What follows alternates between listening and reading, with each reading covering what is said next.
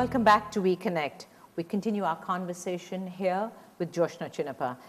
Joshna, you're a chocoholic and a fashionista for sure. So how do you manage, being a chocoholic and being such a top athlete, how does it go together? I think I'm a lot more controlled now being 23. Earlier when I was younger and when I was a teenager, I think I went absolutely mad. I think for me, I can't have one bar of chocolate. I need to eat 10 at the same time. So in between, I kind of stopped it. I just kept taking vows with God because that was the only thing to keep me off it. And I would just not have it for 6-7 months.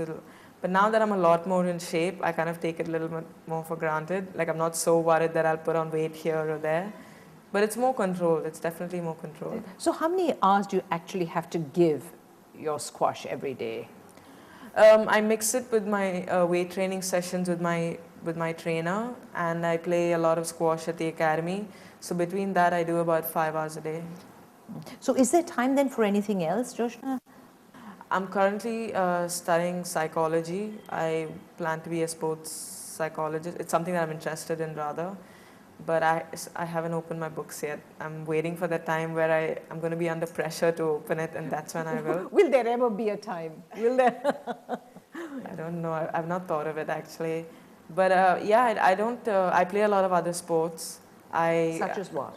I play tennis. I play all racket sports. I think I have that coordination, eyeball thing. And I watch movies. I'm always watching the news. I like to know what's happening in the country, what's happening in the world.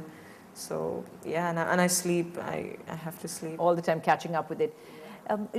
Just from experience of meeting with squash players, we found that squash players love going to the movies. I just wonder, what is it? Is it an escape route for 2 or 3 hours? Is that what it is? I don't like going to the theater. I prefer watching it on DVD, and I like watching movies with subtitles, even English movies. Really? I feel like I have to pay attention if I have to just hear them, and I can be a little distracted at times. So it's easier to just look at what's happening. Just catch up what's happening. Yeah. So concentration you're talking about. I guess it helps you in your sport as well. Yeah, I think that's a different level of concentration, and I'm just having fun. I often wonder about sports persons.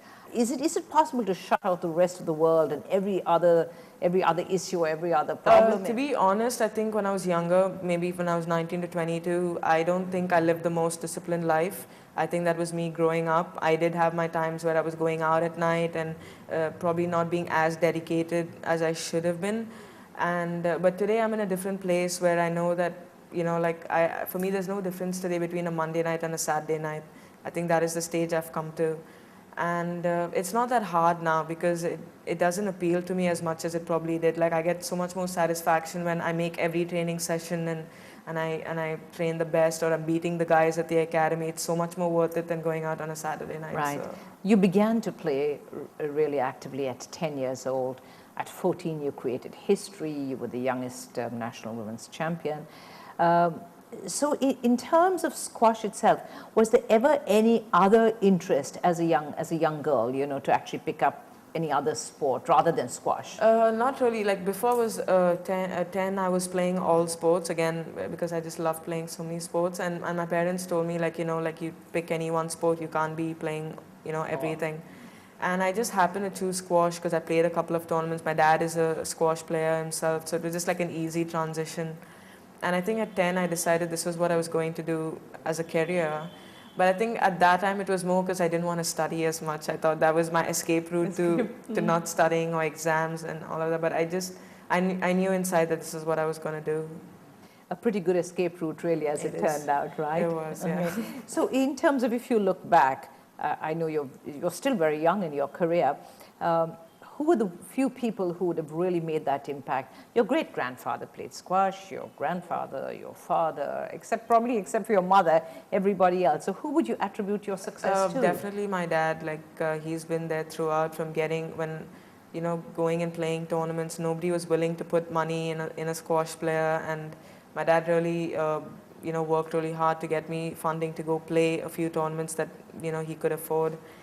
and definitely my dad and my mom as well. Like, she's been there in terms of dropping me and driving me to school, making my lunch, dinner, everything. Her support was a lot more different. My dad was more squash. Right. In terms of techniques and all that, you know, you have very good reputation for your style of play. So would that be attributed to coach or to dad or to other people along the way? I think fortunately for me, I've had good hands. I've not had to really work so hard on technique. My dad taught me the most, for the first 6 years of when I first started playing. He was there as a coach. He really helped me. I don't think he taught me technique. I think it's something that just is natural within you. And I've just tried to work hard to kind of match up to the skill level. Right. Let me ask you a general question now about the overall quality and the standard of squash in our country. Yeah. Where do you think we're going? I mean, where do we stand right now? Where do you think we're going? You know, before, all the squash players who were really good, you know, they didn't take it up professionally because it's so financially draining, and maybe they were not good enough. So what they did was, American colleges on the East Coast want squash players to play for their teams, you know, and India was the biggest hub because everyone was 16, 17 wanting to go to Harvard, Princeton, Yale on squash scholarships, and, you know, their lives were made after that. But I think for me and a few of my other teammates, that was not the case. We were not really lured by a Harvard or a Princeton, you know, degree.